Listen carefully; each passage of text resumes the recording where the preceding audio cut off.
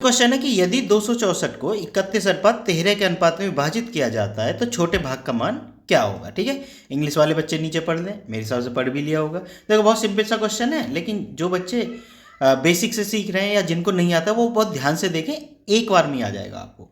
देखो कभी भी आपको अनुपात का मान निकालना है, ठीक है, उसने कहा छोटे भाग का मान क्या होगा, तो आप कैसे निकालेंगे। देखो कुल मान, कभी भी अनुपात का मान निकालना है तो मान बराबर क्या होता है, मान बराबर हो जाएगा। चलो पहले मैं हल करके बता देता हूँ, फिर मैं आपको सूत्र लिख दूंगा। तो कुल मान 264 है, गुना जिसका पूछा है, अब क्या पूछा है, छोटे वाला, तो भाई जिसका अनुपात छोटा है वही छोटा होगा, तो उसकी गुना कर दो, कर दी हमने, बटे अनुपातिक योग।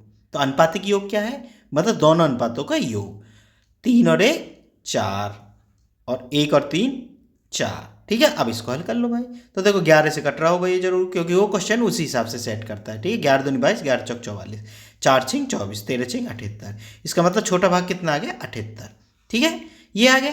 अब देखो ये इसका फॉर्मूला क्या है, फॉर्मूला मैं लिख देता हूँ, जो बच्चे नहीं जानते। तो मान बराबर कैसे निकालेंगे आप, कोई भी मान, कुल मान, ध्यान रखना कुल जो मान है, मतलब जितने पद दिए होंगे, मान लो एक अनुपात और दिया होता तो उनका भी कुल मान जोड़ जाड़ के, ठीक है ना, कुल मान गुना जिसका भी अनुपात निकालना है उसका अनुपात, जो कि जैसे हमें यहाँ 13 का निकालना है तो 13 ये अनुपात, ठीक है, अपॉन अनुपातिक योग।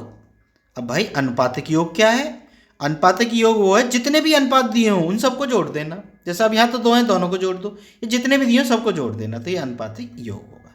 ठीक है, वही फॉर्मूला के हमने हल किया है। ठीक है बच्चों, मेरे हिसाब से बहुत अच्छे से बात समझ गए होगे।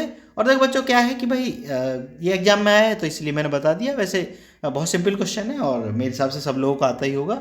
और साथ में ये बता दूं जो नए बच्चे उनके लिए कि जैसे रेलवे के तो मैं डाल ही रहा हूँ क्वेश्चन, रेलवे के जैसे ये यूपी पुलिस का है, और एसएससी के भी मैं क्वेश्चन डालूंगा। तो लगभग सारे जो ये मेन एग्जाम है या किसी का कोई और एग्जाम हो तो मुझे कमेंट करके बता सकता है, तो वो क्वेश्चन भी मैं अपने यूट्यूब चैनल पे डाल दूंगा।